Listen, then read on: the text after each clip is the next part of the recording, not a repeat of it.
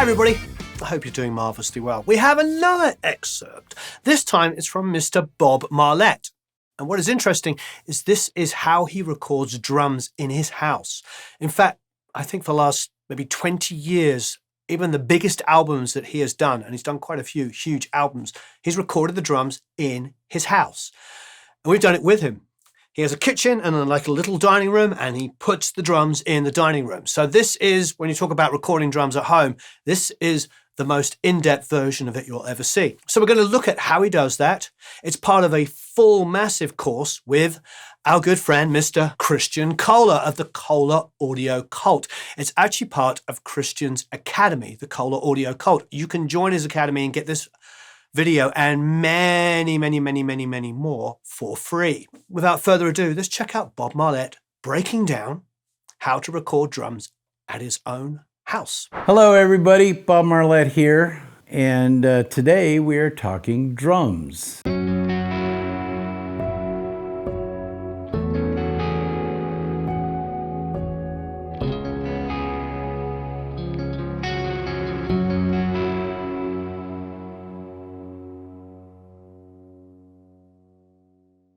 Today we'll start with one of the most important things on drums, the understanding of what the mission statement is with drums. I always try to teach that. One of the most important things is having in pre-production or at some point discussed with the artist, the band, whoever, the stylistic concept that you're going for with your drums.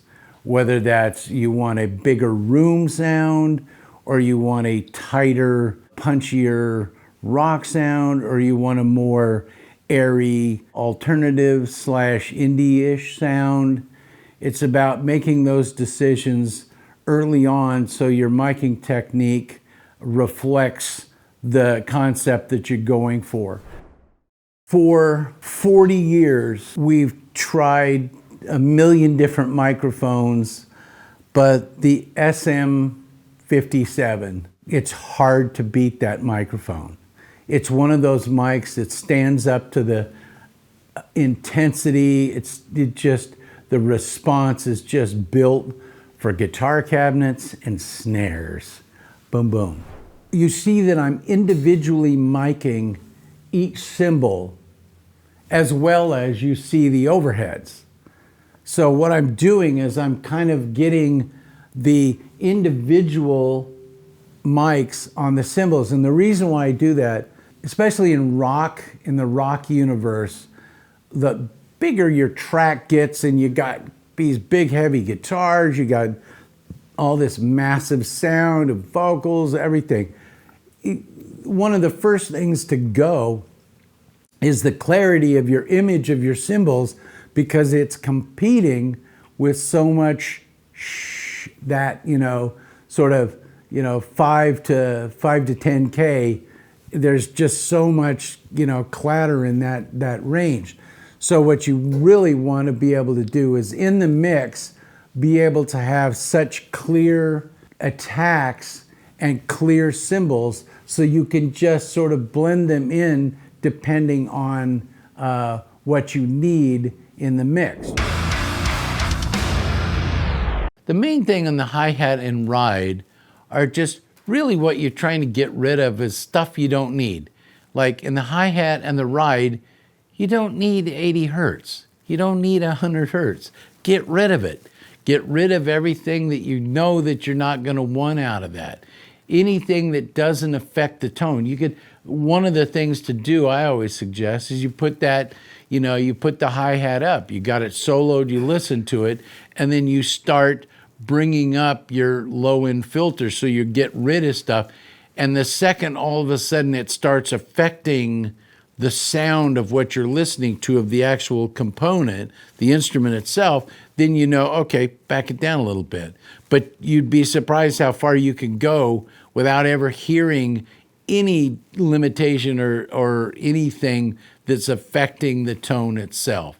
So just filter out, and in general, it's kind of the rule. It's like, because I do the same principle with mixing and everything, is get rid of stuff you don't need.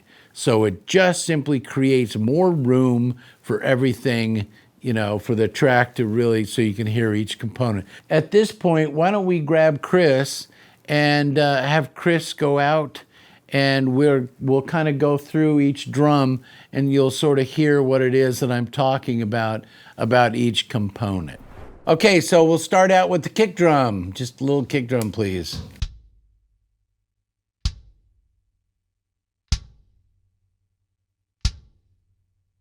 You can really hear the lows on that are just fantastic. Again, that's what I was saying about that mic. I love that mic because kind of no matter what you do to it, it always seems to sound great. But again, granted, that kick drum is amazing and it just always sort of sounds good. It's a killer kick drum. Okay, and there's the D12. Now the D12 characteristic, you can hear the conch.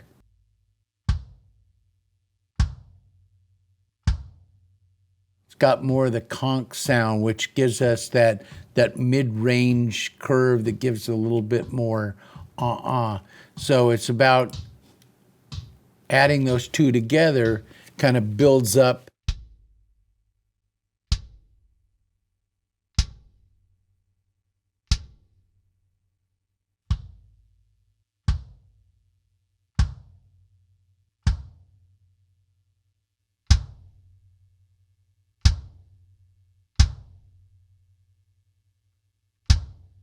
Here's the drum tone minus everything, and let's go to a spot where it's kind of noisy, where there's either crash or ride cymbal that's making a lot of noise. That's the kick drum sound that we actually recorded.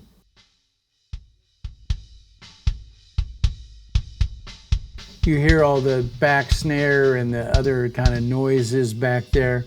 We want to get this as tight as possible, so add a little bit of gate to that, and all of a sudden it's clean as a whistle. You can loosen the gate or tighten the gate depending on what you need. I don't want to ever lose any of the sound. I just don't want the other noise in between. I hope you're enjoying this. Please check out the link below where you can join the Kohler Audio Cult. This is an insane community that Christian has put together that is the best for metal and heavy rock production. It is incredible what he's putting together in here. The community is insane already, and the lessons in there and the multi-tracks are unfreaking believable and only getting better and better. So check the link down below. Once I've got the gate in there and placed the way I want, then I'll start with the first EQ. Essentially, I'll do some light filtering. As I said before, I use the 24 dB octave, which is pretty boom. It's a pretty big cut on that. I'm cutting it at 20 hertz. You have to understand, if it's trying to get rid of everything that you don't need. You do not want the speaker trying to push out 20 hertz, 22 hertz, 18 hertz. Clean it up so it's nice and clean. Then on this particular EQ, I added just a little bit of low on it at both 80 and 120. The 120 a little bit more punch, the 80 is a little bit more of the air, and then a little bit of top, and just a little bit of the mid. And then I'll use the SSL. Here it gives a little bit more thump and energy to it, because what on the SSL, I like the SSL compressor. I use it all the time. But I'll add the compression to that, just give it a little tightness and some more EQ. And as you can see here, the different frequencies that I've added.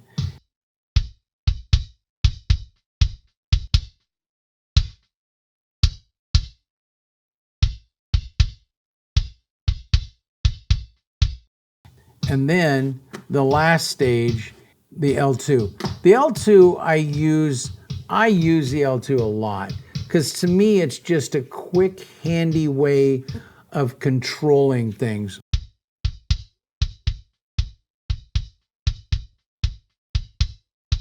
Now, let's get on to the next concept here. Verb is something, I like adding a little bit of verb because it just puts walls around things so you just know where things are placed.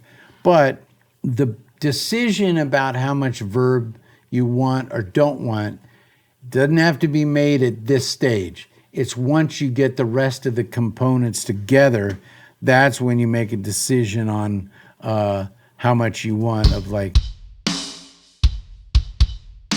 See how it just gives a little bit of that trail off.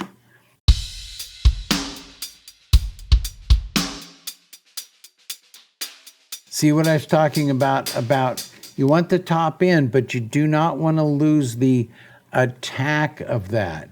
So you still want the mid-range to be poking in on that.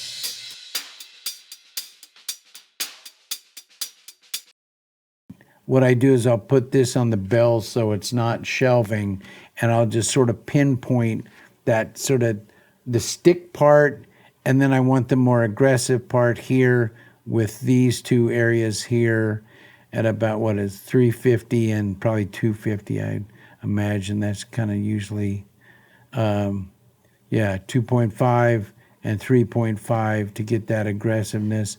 I want it to smack fairly hard.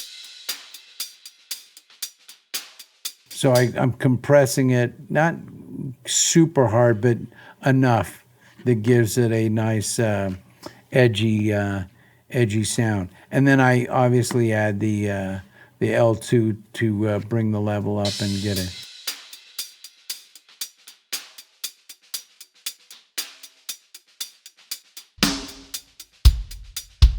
See, that's really right there is an example of what you really want to make sure you hear, is that when you're listening to it, how many times have you heard records where I was like, dude, I know he's playing hi-hat, but I can't hear it. and you want it to be able to poke out, not obnoxiously, but you want to know that there's a hi-hat being played. We individually mic'd those cymbals to accentuate those two guys even more. But sometimes you don't even need it, but it's there. So actually we did all three cymbals. So it's oh,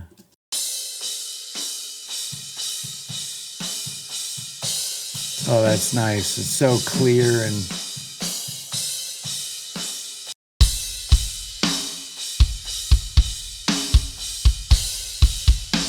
it's so clear and concise, you can really just hear everything you want to hear. You stick them all together and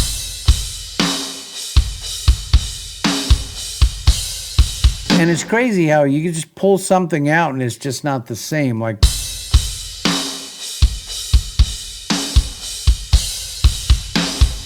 just by pulling those, the distortion and the aux compressor, man, when you pull that out, it just, it's not the same. It doesn't have that extra spank to it. So now, the cool thing is now we stick all of these other components in together and bada bing. Is that all you got? I'm coming down to keep me up at the top. Tell me, is that all you got? I kinda liked it, didn't expect you to stop.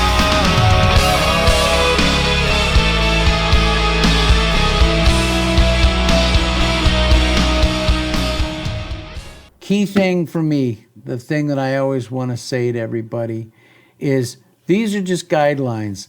The fun of making records is take from other people, but then figure out how to take it further and find your own sound, find your own uniqueness, and then make that magic happen. I hope that this really helps you out a lot with tracking drums. And as I said earlier, the most important thing for me always is for you just to learn another way to put in your personal arsenal of what to do with tracking drums. This is techniques that I have honed down and honed in on after, decades of doing this. Every record's a little bit different. Every record, should be a little bit different. You should always try to incorporate as many new ideas as you can, which I try to do. But in this particular setting, we've given you just a pretty nice overall view of basic sort of structure of how I do it. Each time I may do it slightly different, but it's pretty much still the same principle. I hope you enjoyed that. Thank you, Bob. Thank you, Christian. If you haven't already, please check out the link below there to the Kohler Audio Cult. You can buy this as a standalone course if you want the whole thing, or you can join the Kohler Audio Cult and get the whole bleeding thing. It is insane. The community in there is huge already, and there are a ton of multi-tracks and loads of lessons. And of course, you get to hang out with the man himself, Mr. Christian Kohler. Thanks, everyone. It's coming up to Christmas, so happy Christmas, happy New Year. So long, farewell, auf Wiedersehen, au revoir, adios, ciao, goodbye, Merry Christmas.